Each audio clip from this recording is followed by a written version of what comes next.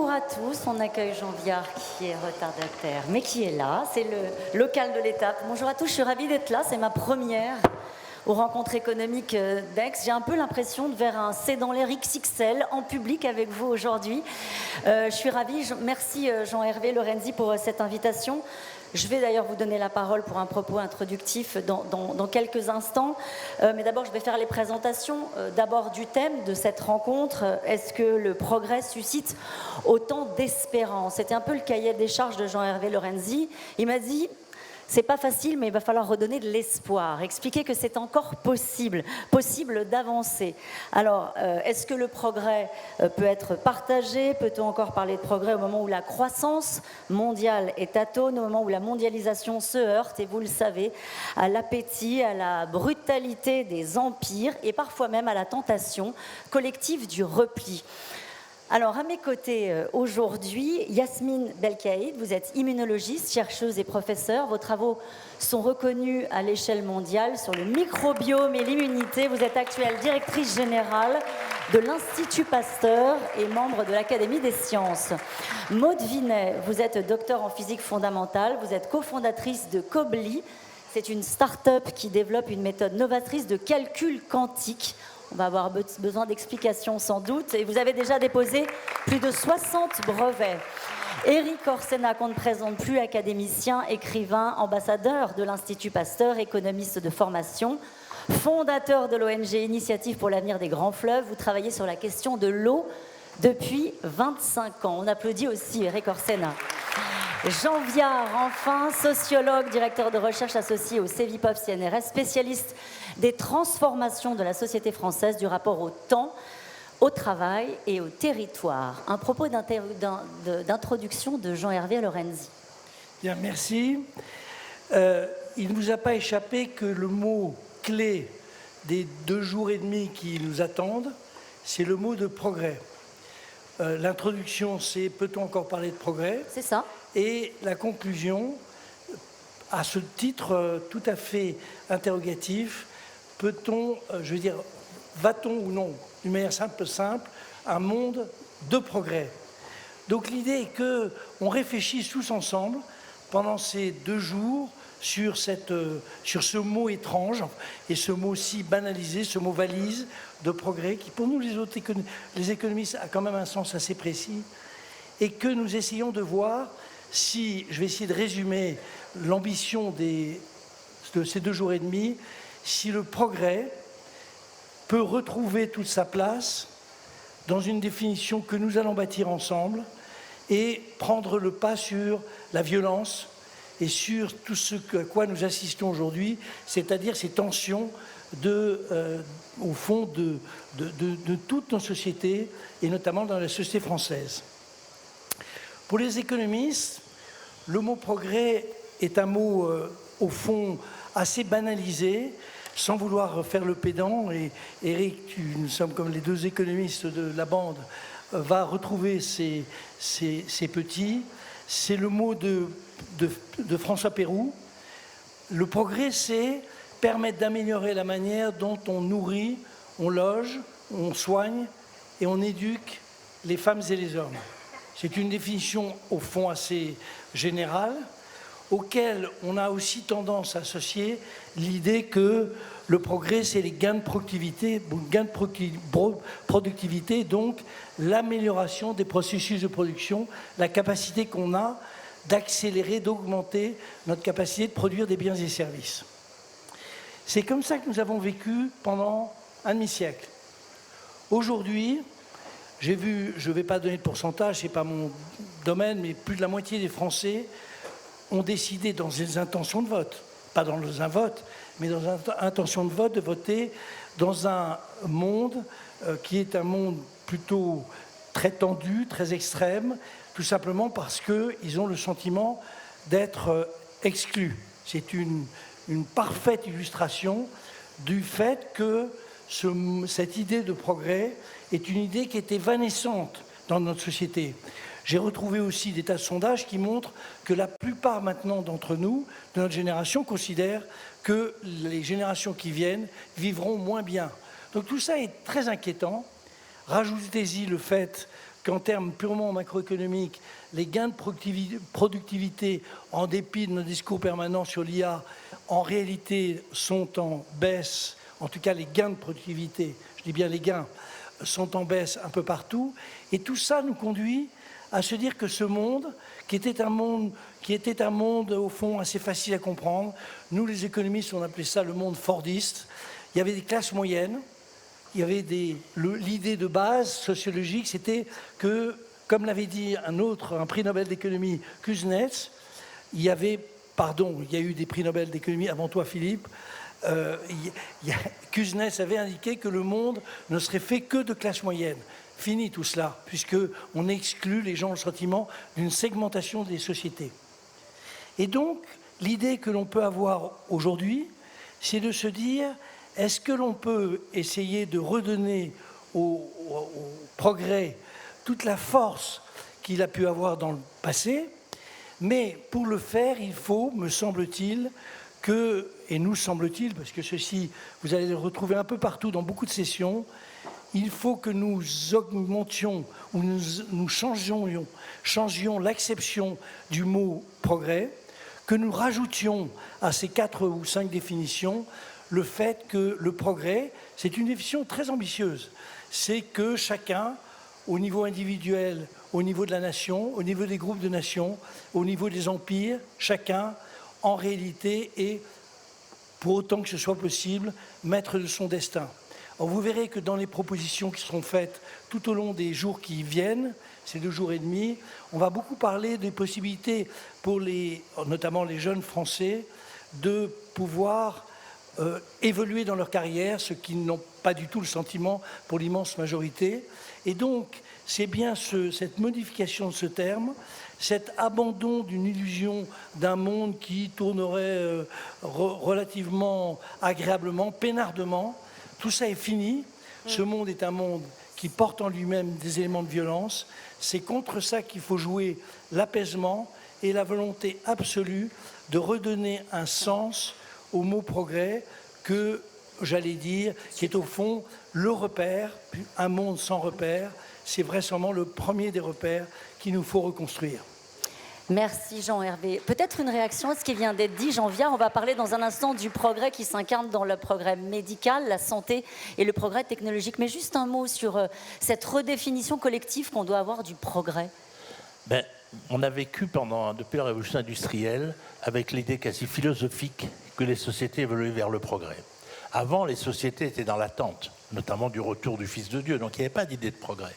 On a développé ça. Mais ce qui était intéressant, c'est que dans les milieux populaires, pour les gens, c'est dire « je vais vivre mieux » concrètement. À la limite, dans 5 ans, j'aurai la voiture. Dans 10 ans, les élites avaient un certain nombre de choses. L'école des enfants allait être meilleure, etc. Les gens ne vivaient pas d'un point de vue philosophique. Moi, je crois que la question aujourd'hui, c'est que le progrès en catégorie générale est terminé.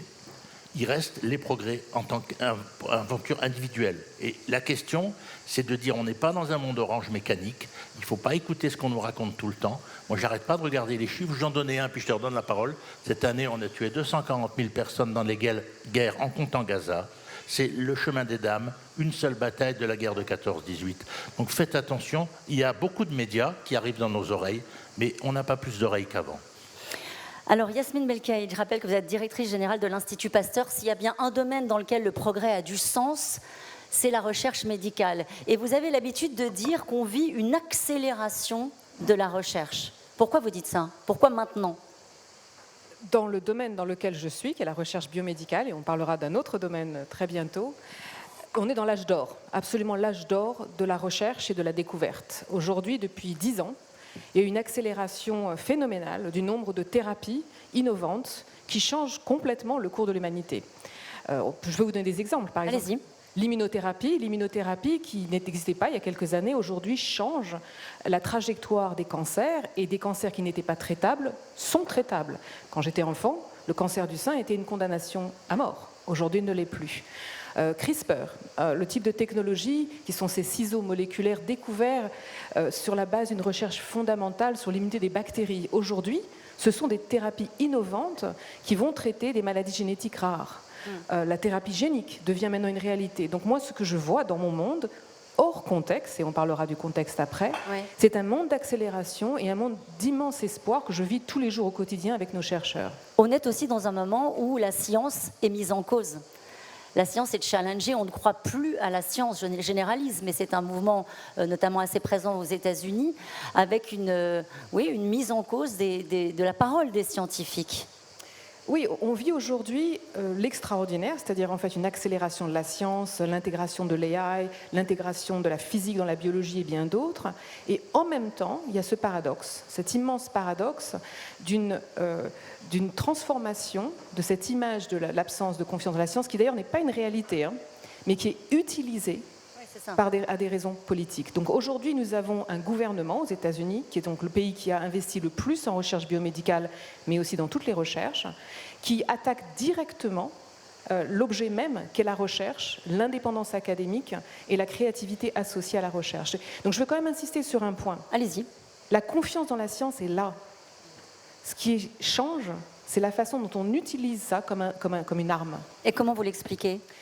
Je pense que ça, c'est des questions idéologiques qui dépassent peut-être le cadre de ça, mais c'est une réalité. Aujourd'hui, par exemple, aux États-Unis, le gouvernement lui-même va introduire des doutes quant à l'existence et l'importance des vaccins. Les vaccins, la moitié d'entre nous ici ne seraient pas vivants sans les vaccins. Et les vaccins ne causent pas l'autisme. Il y a eu des études qui ont montré que ça ne causait pas l'autisme. Le gouvernement américain, pour des raisons idéologiques, de fragilisation du monde académique, d'attaque contre des éléments qui ont perturbé pendant le Covid, transforme en fait une idéologie en attaque. Justement, vous parlez du Covid, ça a été la démonstration que lorsqu'on est ensemble, lorsqu'on décide d'aller vite, parce qu'on fait humanité, on trouve, on cherche et on trouve. Justement, ces freins au progrès, vous parliez des États-Unis, on a vu au dernier G7 que finalement, malgré le tempérament du boss, ils avaient réussi à se mettre d'accord sur le fait d'avancer ensemble sur Ebola. Est-ce que vous diriez que dans ce progrès, il y a une espèce d'accompagnement collectif des scientifiques, ou est-ce que c'est freiné par justement des politiques comme celle menée aux États-Unis avec un gouvernement qui décide de sortir des instances internationales de la santé ? À quel moment sommes-nous ? Alors, vous avez tout à fait raison que la science découvre tout le temps. Je pense qu'il faut arrêter de dire que les chercheurs ne trouvent pas, c'est faux. À chaque fois que quelqu'un va dans une pharmacie aujourd'hui, c'est le produit de la recherche fondamentale. Ce qui sauve les vies pendant les cancers, c'est la recherche fondamentale. Les chercheurs trouvent. Donc j'aimerais bien que pour une fois, voilà. Et cet élan, en fait, moi, cet enthousiasme que j'ai vu, je l'ai vécu moi-même. J'étais aux États-Unis à l'époque, dans la construction du vaccin mRNA, et vraiment cet enthousiasme, c'est sublime, en fait, la recherche. C'est le collectif de la pensée humaine qui travaille ensemble pour des solutions. On a arrêté ensemble une épidémie en vol.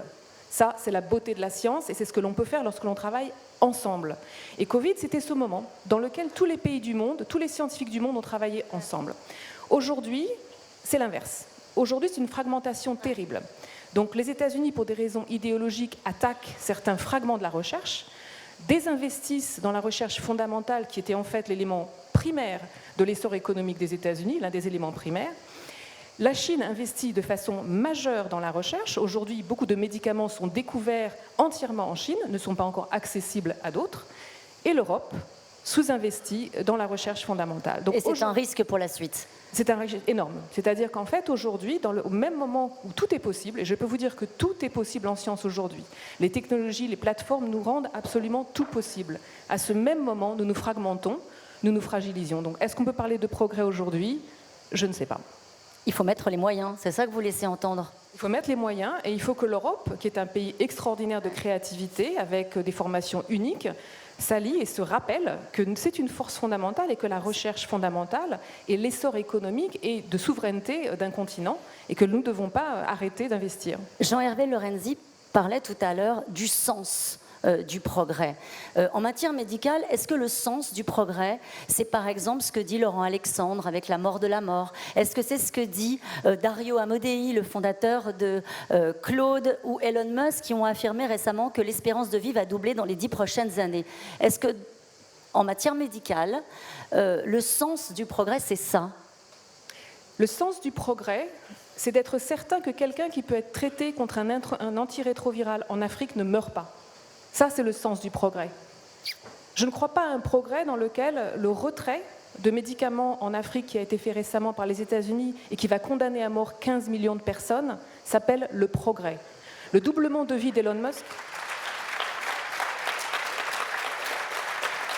et le doublement de vie d'Elon Musk n'est certainement pas du progrès. Donc je pense qu'une recherche, ce pourquoi on s'engage tous, ce pourquoi Louis Pasteur s'était engagé, une science au service de l'humanité, doit être notre définition primaire de ce qu'est le progrès. Une science qui sert à tous. Les antibiotiques nous ont sauvés tous, les vaccins nous ont sauvés tous.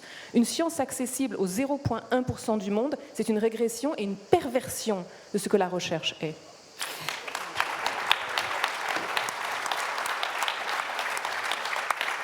Jean Hervé disait qu'on était un peu bousculé justement parce qu'on est dans un moment de bascule technologique. Ce dont vous parlez est rendu possible grâce au quantique. Je vais donner la parole à Maud Vinet. Je rappelle que vous êtes cofondatrice de Cobly. Déjà, pour commencer, cette citation du directeur de la CIA qui a comparé récemment les capacités des modèles d'IA les plus avancés à des armes nucléaires numérique. Quand on associe IA et quantique, forcément, on a une accélération technologique. Comment est-ce que vous pouvez nous expliquer simplement en quoi la révolution du quantique peut accélérer ce bond technologique ? Alors, avant de répondre à la question, je vais vous donner 2 mots sur les casquettes avec lesquelles je vous parle. J'ai fait une thèse en physique quantique au début des années 2000. J'étais toute seule, ça n'intéressait personne. Et j'ai basculé dans l'industrie de la microélectronique pour faire du transfert technologique. J'ai passé 5 ans aux États-Unis à travailler avec les plus grands leaders mondiaux de la microélectronique, IBM, Samsung, Intel, STMicroelectronics. Et je suis revenue en France ensuite pour prendre la direction du programme quantique du CEA. Et c'est en 2022, alors que j'étais encore directrice du programme quantique, que j'ai créé Cobly. Et j'ai créé Cobly avec la conviction que le calcul quantique, il fallait qu'il soit accessible à toute la population. Et pourquoi ça ?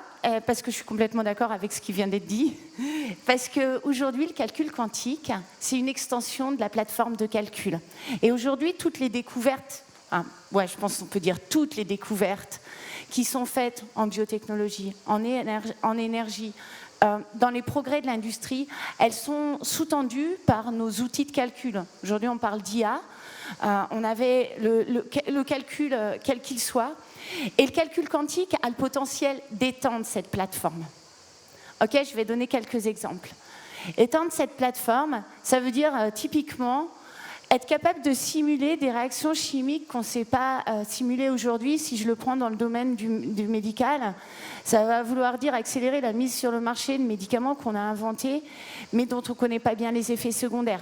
Ça va être, par exemple, on travaille avec une start-up à Grenoble qui s'appelle Saxol, qui travaille sur les effets secondaires d'un produit qui soigne le cancer. Ça va être de limiter ces effets secondaires, de trouver les excipients qui vont leur permettre de potentialiser les médicaments. Si je prends un autre exemple, dans le domaine des matériaux ou de la création des engrais, on va être capable de trouver une manière de produire de manière plus frugale, et on sait qu'on en a besoin, les engrais qui nourrissent le monde. Donc c'est ça le potentiel du calcul quantique aujourd'hui.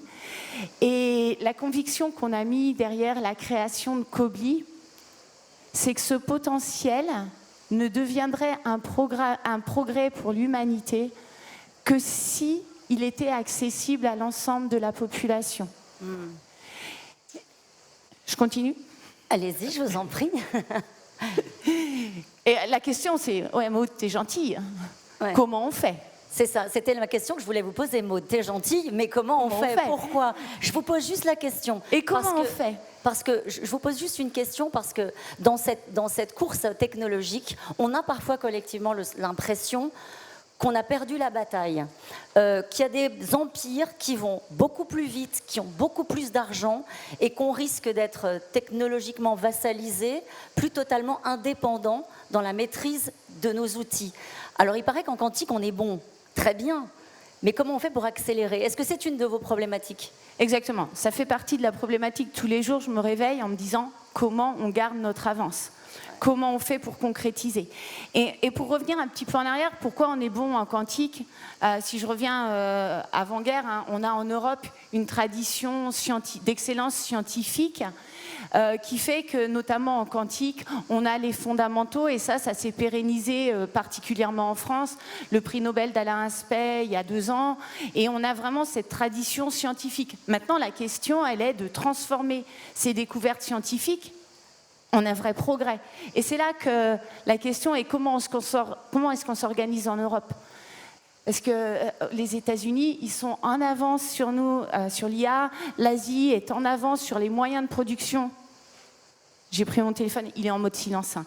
Mais juste pour faire une petite comparaison, dans ce téléphone-là, vous avez des puces électroniques qui sont produites en Asie avec les technologies de semi-conducteurs les plus avancées. Vous êtes tous milliardaires de l'élément de base qui s'appelle le transistor. D'accord? Donc ça, c'est l'état des lieux aujourd'hui du calcul et des technologies du digital. On a, pour schématiser, hein, les puces qui sont produites en Asie, les puces les plus avancées qui sont produites en Asie et les modèles d'IA les plus avancés qui sont produits aux États-Unis. Dans le quantique, il n'y a pas de dominant. C'est une innovation suffisamment de rupture pour que l'équilibre des forces y soit remis en question. Et donc, on a l'occasion d'écrire une page blanche. Et c'est là où, chez Quobly, on a eu cette réflexion du fait que qu'est-ce qui faisait qu'une découverte scientifique devienne un progrès? C'était sa démocratisation et son industrialisation. Et notre découverte scientifique à nous, ça a été en 2016 de trouver comment transformer... Merci.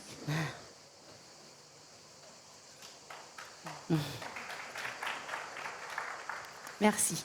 Ça a été de trouver comment transformer un transistor de l'industrie, un transistor, hein, les mêmes que ceux dont vous êtes milliardaire, de l'industrie de la microélectronique, en un bit quantique. C'est l'entité de base qui permet de faire le calcul quantique et de réaliser toutes les applications dont je vous parlais. Et quand on a vu ça, on s'est dit, alors là, on a un chemin pragmatique et réaliste pour construire un calcul quantique qui va être abordable au plus grand nombre. Il existait des prototypes aux États-Unis où c'était des systèmes de laboratoire qui demandaient des milliards d'investissements. Et là, nous, on avait l'opportunité de nous appuyer sur une infrastructure de production existante en Europe pour amener une innovation qui va avoir un impact sur le plus grand nombre. Donc chez Quobly, c'est ça qui nous anime. Aujourd'hui, on est 105 personnes avec le même sens de la mission, c'est-à-dire rendre le calcul quantique accessible et abordable au plus grand nombre pour transformer notre découverte scientifique en un véritable progrès. Et on est fiers que ça soit en Europe, mais... Non, il n'y a même pas de mais. Il n'y a même pas de mais. Alors si, merci. On me dit, mais sérieux, est-ce que tu as les moyens de tes ambitions? Parce que l'ambition, elle est énorme. Hein. On a l'ambition de devenir aujourd'hui le leader mondial technologique. Vous avez une rallonge d'1 milliard. Et en fait... C'est vrai, de la part du gouvernement français qui a misé sur le quantique. Et ça nous permet de faire la transition. Parce que ce calcul quantique, il est vraiment aujourd'hui vu par les gouvernements comme une technologie de rupture. Alors, suivant qu'on s'appelle les États-Unis ou la France, on a une vision un petit peu différente de la technologie de rupture. Et aux États-Unis, ce qui va compter, c'est les applications défense. D'accord ? On veut avoir les moyens de se défendre. Ce qu'on essaye de faire en Europe, c'est que ça soit non seulement une technologie de défense, mais surtout une technologie qui a un leadership mondial au niveau économique et qui soit accessible à toute l'industrie. Et est-ce qu'on a les moyens de nos ambitions ? Je pense que oui. En tout cas, on est en train de se les donner. On est en train de se les donner en constituant un écosystème autour de nous. On fédère des industriels qui existent. Donc, on n'a pas besoin des milliards d'investissements qui sont faits par les Américains, parce qu'on s'appuie déjà sur les milliards d'investissements qui ont été faits dans l'industrie du semi-conducteur européenne. Donc, quand on compare les montants levés, on vient de lever une centaine de millions. Ça se compare bien avec les Américains qui sont en train de lever des milliards, puisqu'on a déjà 10 milliards qui ont été investis dans l'industrie et qu'on utilise à la marge. Et on a les moyens de fédérer aujourd'hui tout l'écosystème européen autour de ce projet pour se donner les moyens de la souveraineté.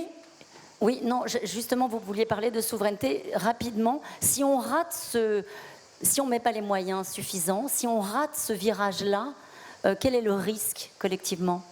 Le risque collectif, c'est de perdre notre souveraineté. Aujourd'hui, les moyens de calcul, c'est une souveraineté technologique, mais c'est une souveraineté de décision. Ce sont des armes dans la décision. On voit, ça sous-tend toutes les découvertes scientifiques.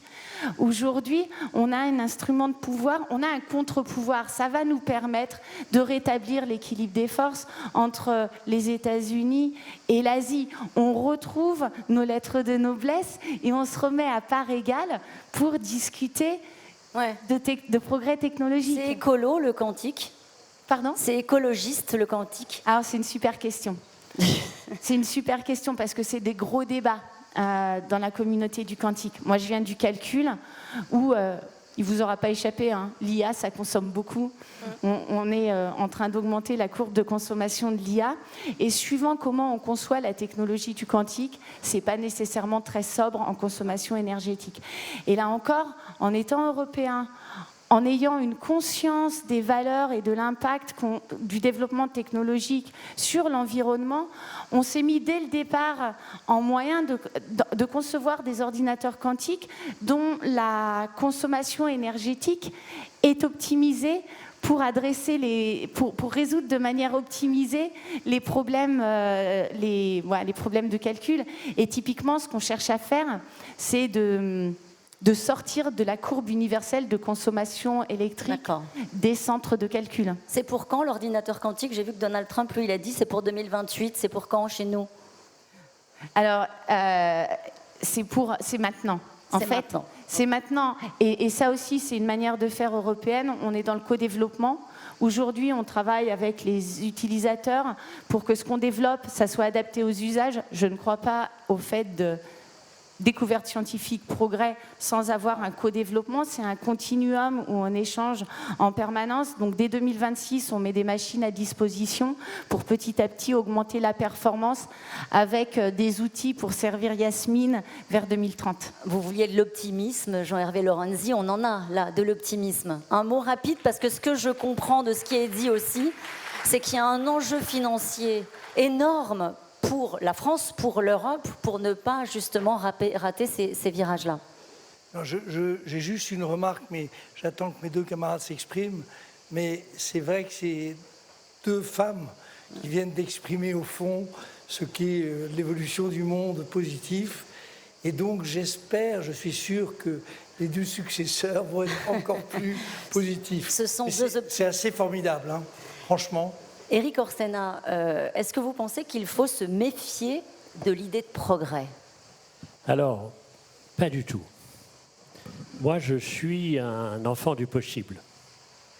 Et grâce à ces rencontres, ça fait 26 ans, grâce à l'amitié, c'est incroyable ce qui m'est arrivé.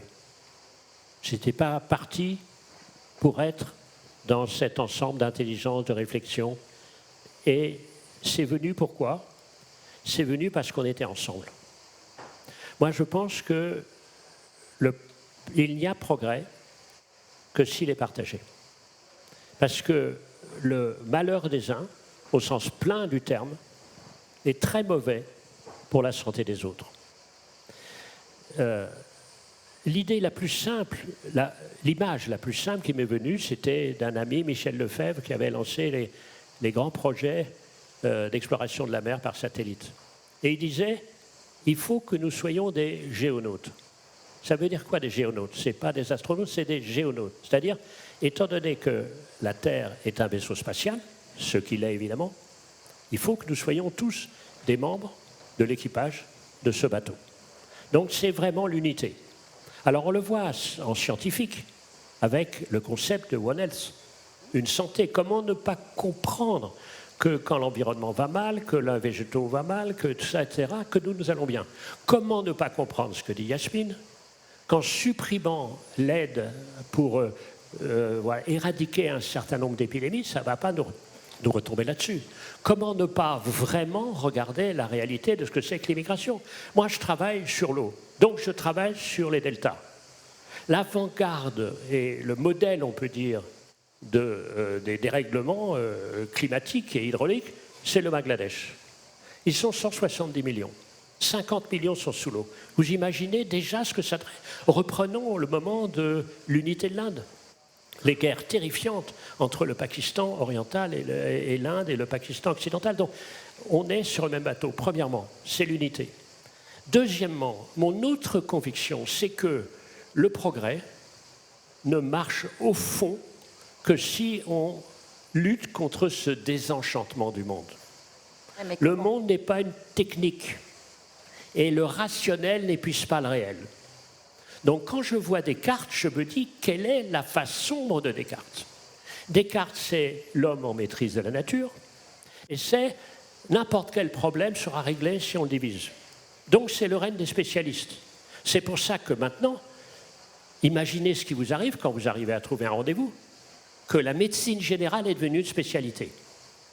Et cette question-là de l'unité est absolument clé. Donc, c'est un peu la même chose. On est ensemble dans la réalité, on est ensemble dans la tête. Et ce désenchantement est terrible. Comment donner du sens dans un monde désenchanté? Donc, et on voit le travail exceptionnel de notre YAB, ici présent, c'est-à-dire d'incarner, donner des visages aux Français, avec ce qu'a fait Place de la Concorde, l'a bien nommé, et ce que tu fais ici.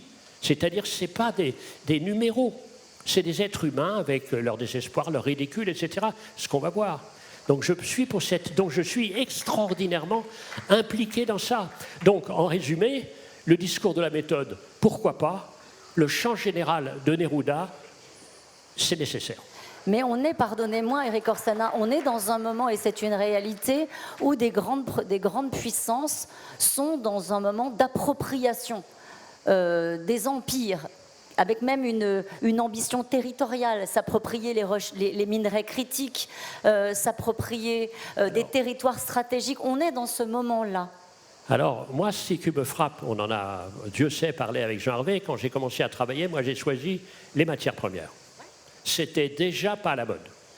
On a choisi les matières premières un certain nombre. Pourquoi?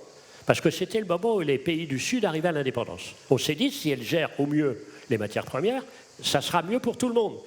Moi, pardon, mais ce terme qui est maintenant galvaudé, qui s'appelle le co-développement, c'est une bonne nouvelle pour la France. Si l'Afrique se développe au même rythme que nous, c'est bon pour nous.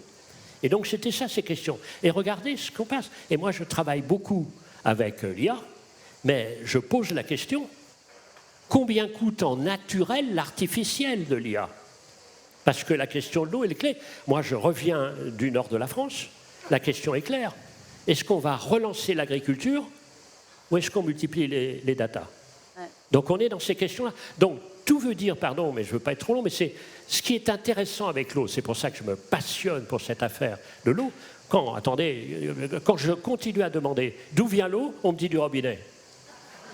Non, mais c'est vrai, c'est quand même complètement débile.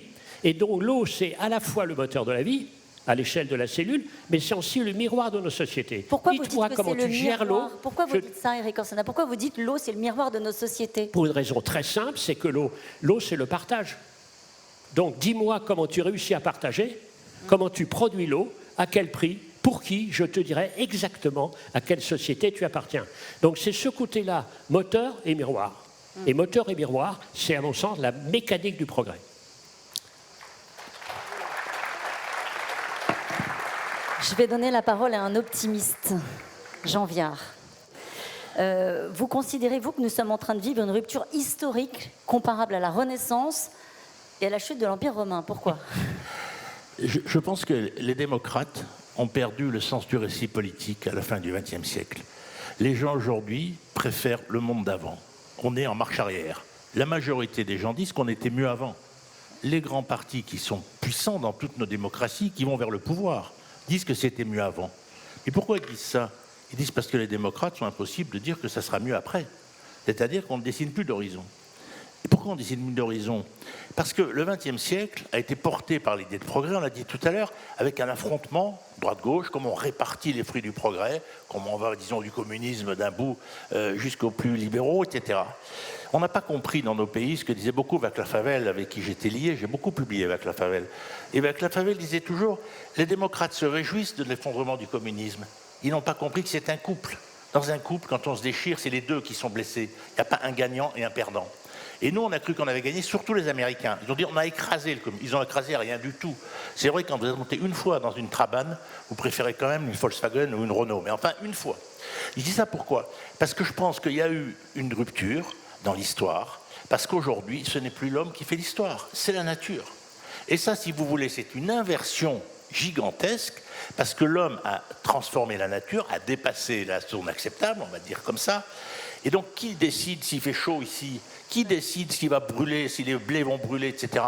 C'est pas nous, c'est la nature. Dans le processus, et on ne sait même pas les interactions entre le fait que 1 milliard d'hommes vont être sous l'eau dans les 30 prochaines années, 50 prochaines années. On ne sait pas la vitesse, on ne sait pas les interactions. Vous êtes en train de dire que la nature pourrait arrêter, au fond, cette révolution technologique qu'on est en train de commenter en début de séance. La révolution technologique est un outil indispensable pour gagner la bataille, pour redresser la situation. Il n'y a pas que ça, il y a des changements de comportement, etc. Mais la question de fond, c'est que c'est la nature qui fait l'histoire. Ce qui fait que le politique est moins désirable qu'avant. Parce qu'on peut les engueuler toute la journée, mais ce n'est pas eux qui décident de l'évolution des choses. Peut-être qu'ils pourraient faire plus. Vous savez, il y a deux discours mortels. Les gens qui disent « on ne fait rien », donc ça c'est terrible parce que c'est faux, on fait beaucoup. Et les gens qui disent « on ne peut plus rien faire », c'est fini, profitons de la vie. C'est faux aussi, on fait mais pas assez. Et en même temps, on ne sait pas le assez. Parce que si vous voulez, on est dans cette vie. Et surtout que Boris Cyrulnik dit très justement, il y a une deuxième rupture anthropologique. Il y a le rapport entre l'homme et la nature. La deuxième, c'est le masculin-féminin. Ouais. L'explosion du patriarcat. Il y a deux ruptures anthropologiques qui sont sur des choses qui étaient là depuis des milliers d'années. On débute dans les conflits masculins-féminins. Prenons un exemple. 39% des étudiantes de cette université déclarent qu'elles n'auront jamais d'enfants. De celles-là comme les autres. C'est quoi dans l'histoire de l'humanité ce nouveau modèle? Regardez, l'essentiel des jeunes ne vivent plus en couple. Et j'irai plus loin dans les détails. Ils font beaucoup moins l'amour par rapport à moi qui suis un vieux 68ard. Donc tout change dans l'évolution des gens, dans les modes de vie. Mais ce n'est pas des choix. Mais c'est pour ça qu'on est un peu perdu. Il y a deux anthropologiques qui nous télescopent, qui nous blessent et qu'on est incapable de penser. Et c'est pour ça qu'on est perdu et c'est pour ça qu'on a peur du progrès et de l'avenir. Tout à fait. Et là, surtout qu'arrive l'IA. Alors là, c'est là où ça rejoint la science. L'IA, c'est génial, mais ça nous perd. Parce que jusqu'où c'est génial, qu'est-ce que ça nous perd? J'aime beaucoup le discours de la ministre de Taïwan qui travaille sur l'IA et qui dit l'IA, attention, il faut des spécialistes, il faut des ingénieurs, mais il faut surtout le sens de la responsabilité civique, le sens de la curiosité et le sens de la collaboration. C'est-à-dire que tout le monde ne va pas devenir ingénieur de l'IA, mais tout le monde s'en sert. Donc il y a des valeurs à développer, parce que sinon, oui, on peut supprimer des emplois. Oui, bah, très bien, là, il y en a 3000, on les enlève, on les remplace. Et après Donc, bien sûr qu'on va les remplacer, mais pour faire quoi? Donc, si vous voulez, le problème, c'est qu'on est face à une rupture historique. C'est pour ça que je dis aussi forte que la Renaissance et que la fin de l'Empire romain. Vous savez, la fin de l'Empire romain, c'est quand vous mettez le catholicisme sur l'Empire. C'est-à-dire, vous passez d'une société esclavagiste à une société individuelle. Après, vous avez la Renaissance. La Renaissance, c'est le moment où Rome n'est plus au centre du monde. On n'est pas encore à Nietzsche, mais on est déjà à mi-chemin. Bon. Et aujourd'hui, c'est une question mondiale. Il n'y a plus Rome, on est dans le même monde, on a les mêmes enjeux, et on a mené la bataille du Covid, et on l'a gagnée. On était 4 milliards enfermés chez nous. On estime qu'on a sauvé 300 millions de vies d'après les études, donc on a mené la première bataille planétaire. Pourquoi je vous dis ça?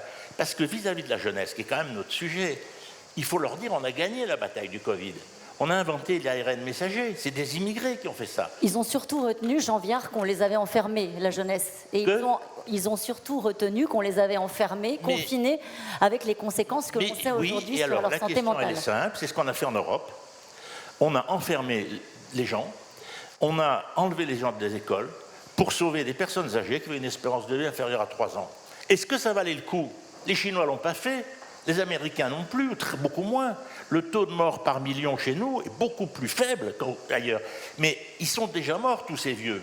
Et quelque part, mais non, je fais exprès de dire ça de cette façon-là. Mais il faut le dire, on a fait le choix de sauver les vieux, comme on fait le choix des retraités, contre effectivement une société jeune. À un moment, il faut se dire, et là c'est bien ce que dit Jean Hervé souvent, mais c'est la jeunesse sur laquelle il faut miser. Bon, le choix qu'on a fait pour le Covid, il est extraordinaire. Une société purement économique, sur le vice, le plaisir et tout, et d'un coup on s'enferme chez nous, on s'arrête et tout. Bon, on a beaucoup fait l'amour sans faire d'enfant, il faut quand même le dire, donc c'était pas entièrement positif. Mais non, il faut dire ça. Non, excusez-moi de parler des choses intimes, mais on n'en parle pas assez. Vous savez, par exemple, le télétravail aux États-Unis, c'est 300 000 naissances de plus. C'est-à-dire que toute cette société se transforme. Si on accompagnement cette transition, regarde pas. Oui, il faut regarder comment les gens vivent, mais surtout leur dire, vous vivez une rupture historique comme la Renaissance et la fin de l'Empire romain. Et se dire une chose, je vais vous citer un auteur que vous avez tous lu parce qu'il s'appelle Ben Stabolski.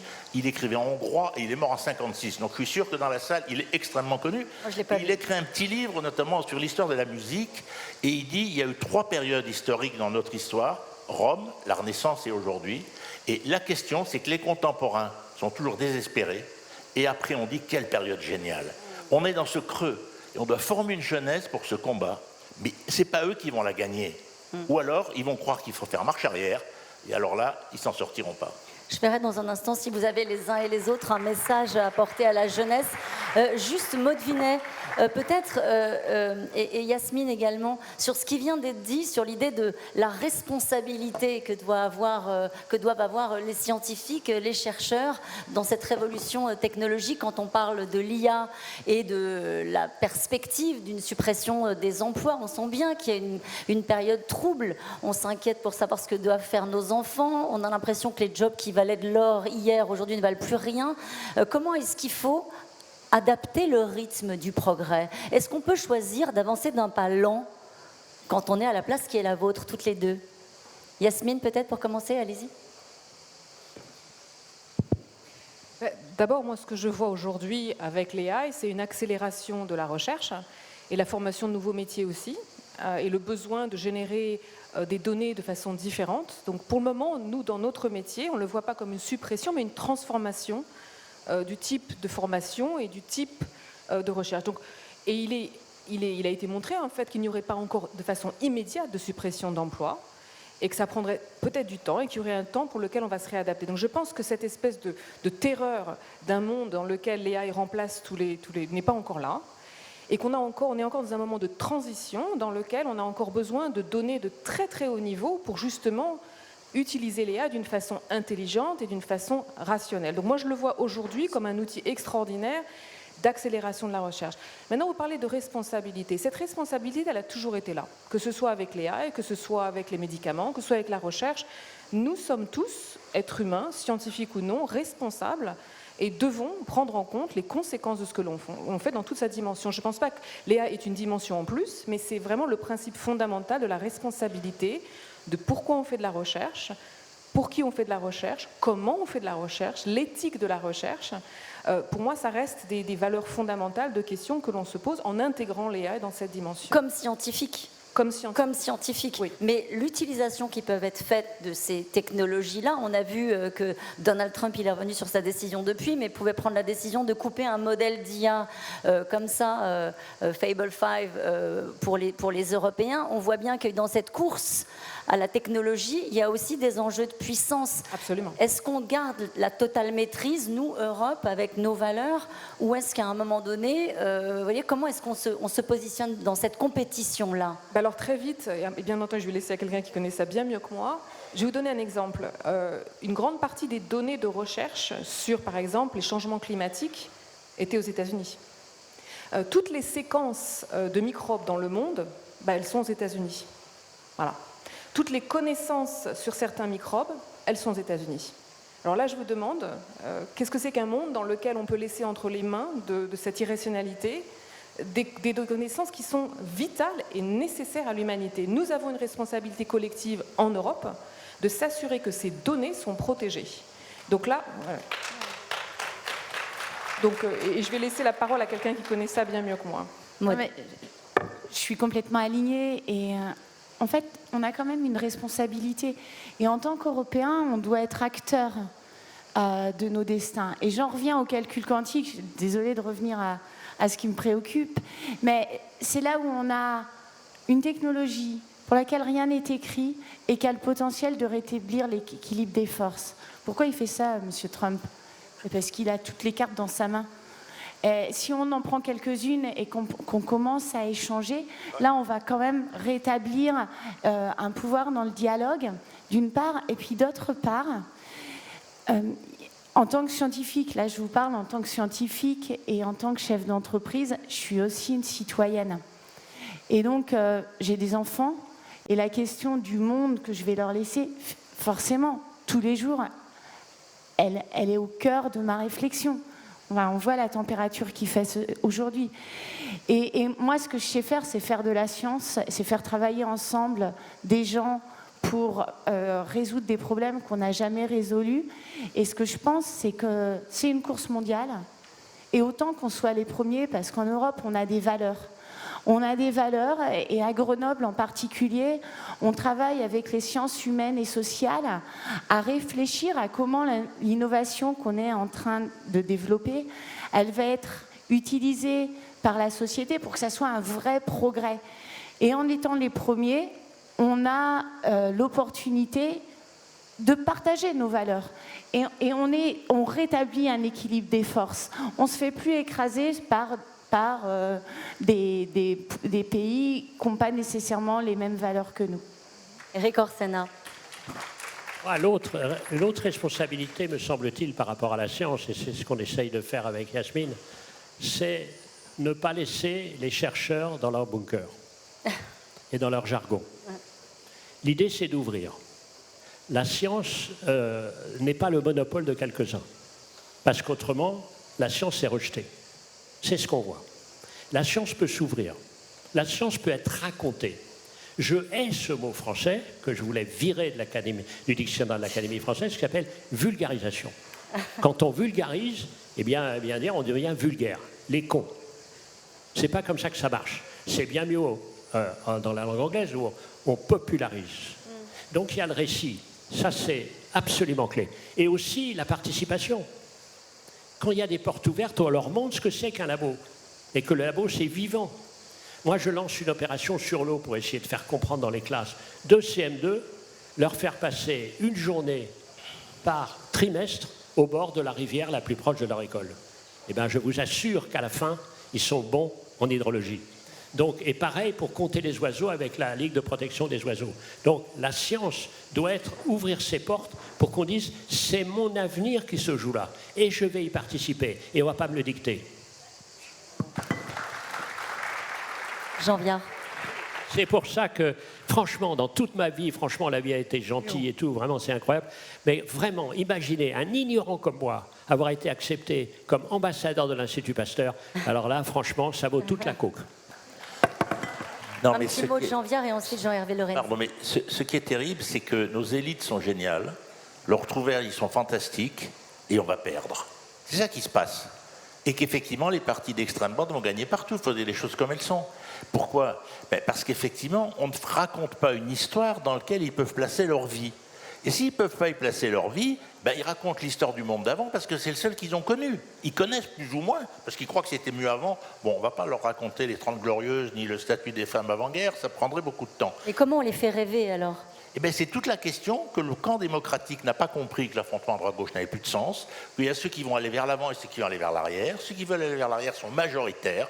Et effectivement, les gens qui veulent aller vers l'avant n'arrêtent pas de s'engueuler comme si le monde n'avait pas changé. La campagne présidentielle, on m'a dit de ne pas en parler, mais quand même, c'est consternant.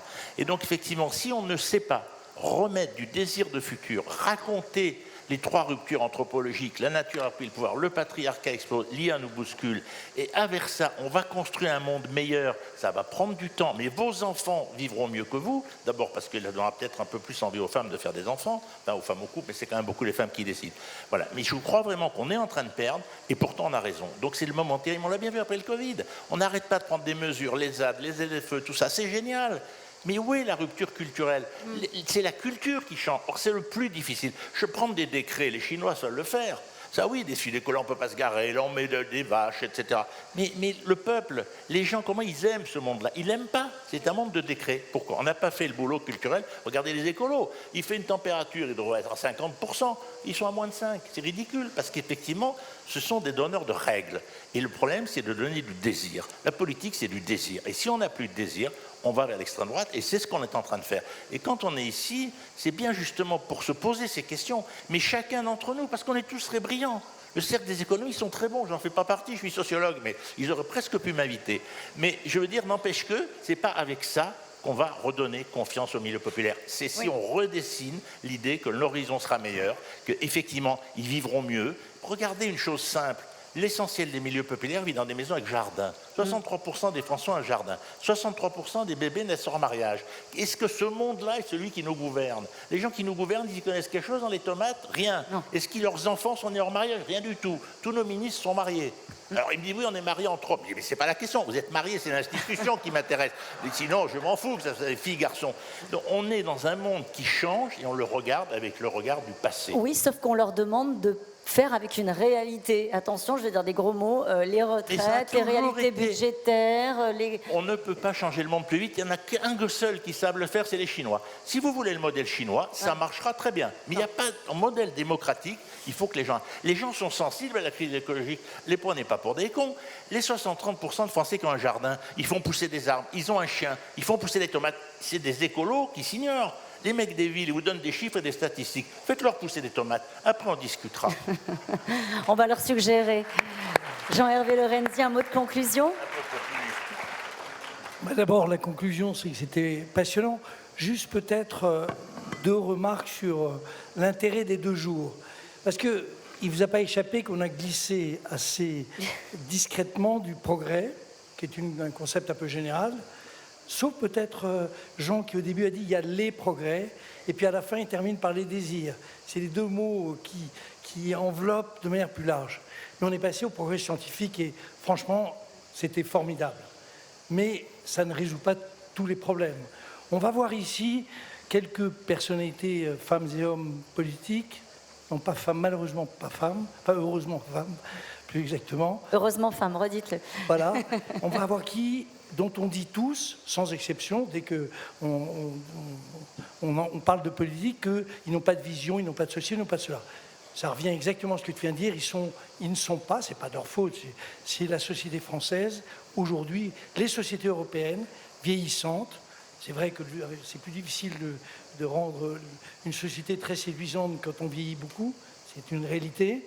On leur reproche au fond de ne pas pouvoir définir, j'allais dire, des perspectives de désir.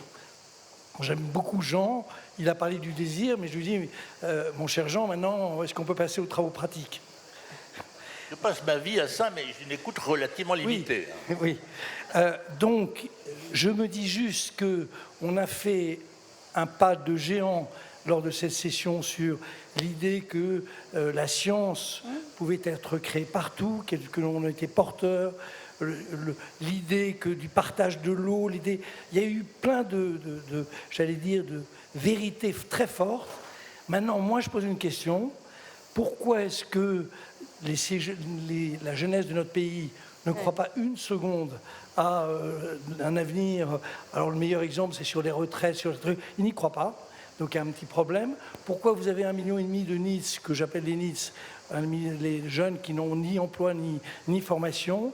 Comment est-ce qu'on n'arrive pas à résoudre ces problèmes-là? Est-ce qu'on a plutôt régressé dans ces domaines-là par rapport à ce qu'a connu, en tout cas, ma génération? Donc, je pense qu'on a 2 jours là de travail. Il faut je crois qu'on a des bonnes conclusions qu'on peut tirer de cette session, mais il faut qu'on aborde un peu les sujets qui sont moins stimulants et qui sont évidemment le fait que la moitié des jeunes considèrent que, selon leur origine sociale, l'origine de leur quartier, on les met en formation technologique ou en formation professionnelle. Quand vous regardez les pourcentages de ceux qui vont jusqu'au bac par rapport à ceux qui vont jusqu'au bac en formation générale, on voit bien que la France est totalement segmentée. Comment est-ce qu'on peut, et ce qu'on dit de la France, on peut le dire d'à peu près tous les pays européens, Comment est-ce que notre pays, nos pays qui ont tant de valeurs, ça pour dire qu'on a des valeurs, on est champions, mais comment est-ce qu'on arrive à faire que nos sociétés soient moins segmentées, moins portées finalement au rejet de l'avenir tel qu'on le présente? Et l'argument qu'on me donne, qui est toujours de dire le ressenti par rapport à la réalité, j'ai jamais réussi à comprendre ce que c'était, comment déterminer le ressenti et la réalité. J'ai beaucoup de mal à le définir, sauf peut-être pour le désir, mais là je laisse Jean terminer sur ce mot aussi beau. Dire un mot? Ah bah bien sûr, sur le désir. Non mais juste un mot, tu vois, nous on est des vieux mâles blancs dominants, comme on dit maintenant. Bon, profitons-en, mais c'est les filles qui portent le monde, c'est plus les garçons. Tu sais, aux États-Unis, les garçons ont voté Trump à 49%, les moins de 25 ans. Les filles à 26%. Et quand on dit les jeunes, moi je vois les filles des quartiers, toutes ces filles, elles avancent parce qu'elles n'ont pas envie d'aller où on veut les amener. Et les garçons, souvent, ils tournent en rond. Non, il ne faut pas faire des moyennes trop statistiques. Je pense que la combativité des jeunes femmes, c'est ça la fin du patriarcat aussi. C'est que les femmes veulent un individu avant d'être une mère qui doit se reproduire, parce que les mères se reproduisent, c'est normal, les femmes c'est des mères, etc. Je pense que là, il y a une puissance, il faut se mettre à penser beaucoup plus, pas par génération, mais par genre. Eh ben, je pense qu'on peut terminer là-dessus, sur les femmes sont l'avenir de l'humanité. Moi, ça me va. Merci à vous.